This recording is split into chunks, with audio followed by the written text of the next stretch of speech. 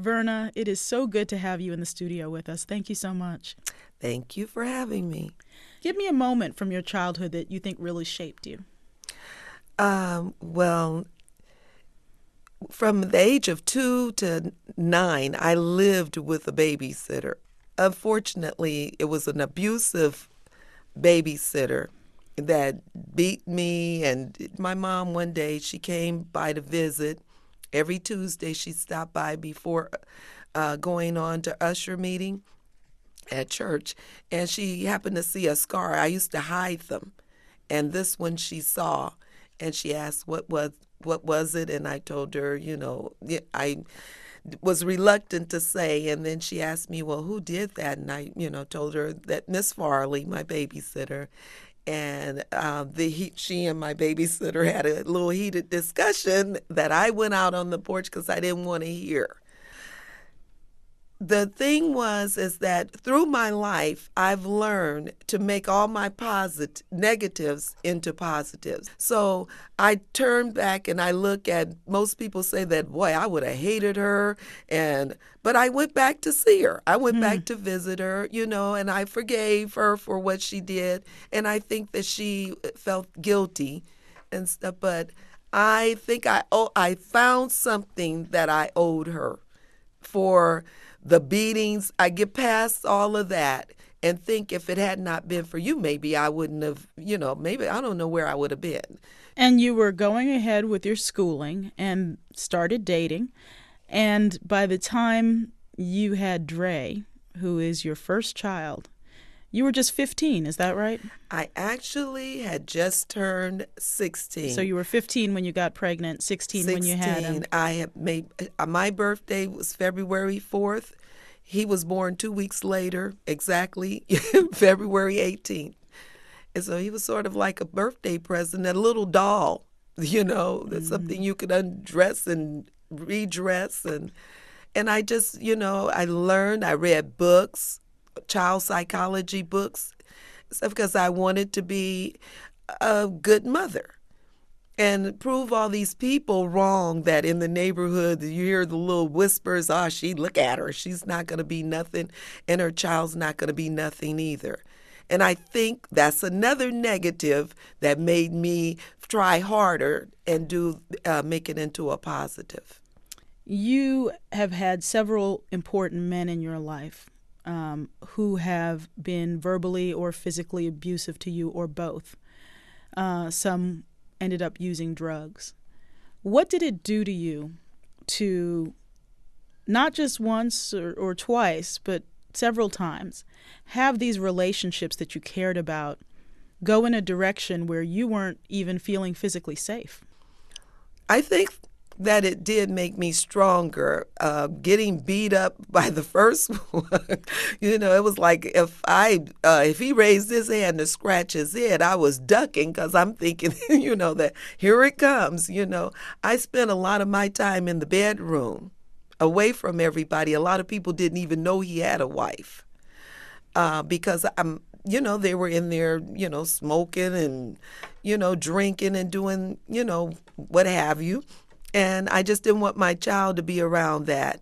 And I would always keep my eye out the window and looking at strange cars and stuff parked across the street or down the street thinking, what happens if the police come and take everybody to jail and they take my child away?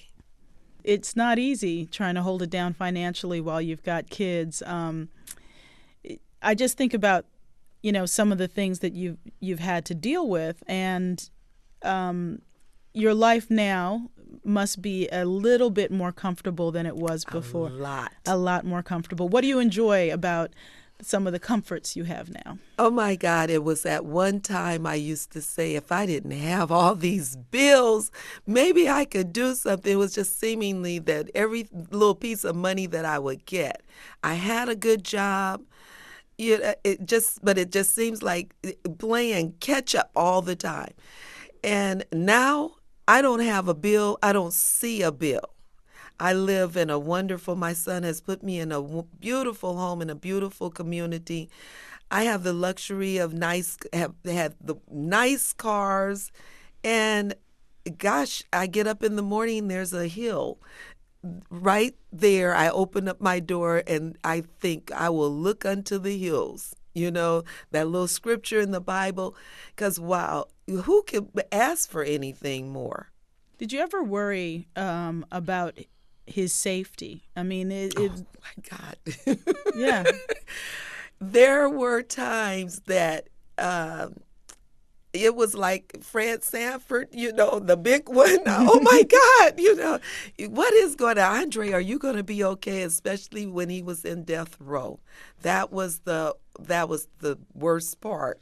It's like this and like that and like this and it's like that and like this and like that and it's like this and like that and like this and Drake creep to the mic like a fan. Well, I'm peeping and I'm creeping and I'm creeping, but I damn near got caught cause my beeper kept beeping. Now it's time for me to make my impression felt. So sit back, relax, and strap on your seatbelt. That's when I did all my worrying. You're hearing. I didn't see things happening, but all these things you're hearing, and it just like waking up in the morning. One morning I woke up and I had my radio on, and I wake up to Dr. Dre is being sought for stabbing a 17-year-old kid. And I was like, oh my God. And first thing I thought, I don't know what, was to call Andre, and he's at home in his bed. And I said, well, Andre, I was like going, they're talking about you were involved in this thing, and he says, wasn't me. he said, Mom, you can't believe everything the media says. And I said, okay, I'm going to keep that thought, but how do I know when I should really be worrying? So it was a little scary. And I want to ask you about two things that must be among the hardest things that happened to you, and those are the deaths of two of your children, one as a baby and one as a young man. Tell us about those and how you how you dealt with that. Well, actually, I had three. I had 5 children. I have my oldest, Andre, and my youngest, Shamika, who is 30. Now, I lost 3 boys. One died at 2 months old. We don't know what. They just labeled it something. He was healthy, and I woke up one morning and he was dead. That took a toll on me. Oh my God, I could hear a baby crying in the distance. I started drinking, trying to drown. It was a lot of things that, that really took a toll. And I had one that died. He was only a day old. I delivered him prematurely. And the one that hurt, I think, the most was my son that got killed in '89. He was 21 years old and got killed by a gang member. Yeah, your son, Tyree. Yeah, but it was devastating. I thought I was a walking zombie half the time, and that's another thing. I thought that no one can tell me, people were telling me go to therapy, and I'm thinking no strange person can tell me anything. They probably got their problems themselves, but when things get too heavy, you do need to go and get some help, and it did help me. It did help. He'll never be forgotten. They will never be forgotten.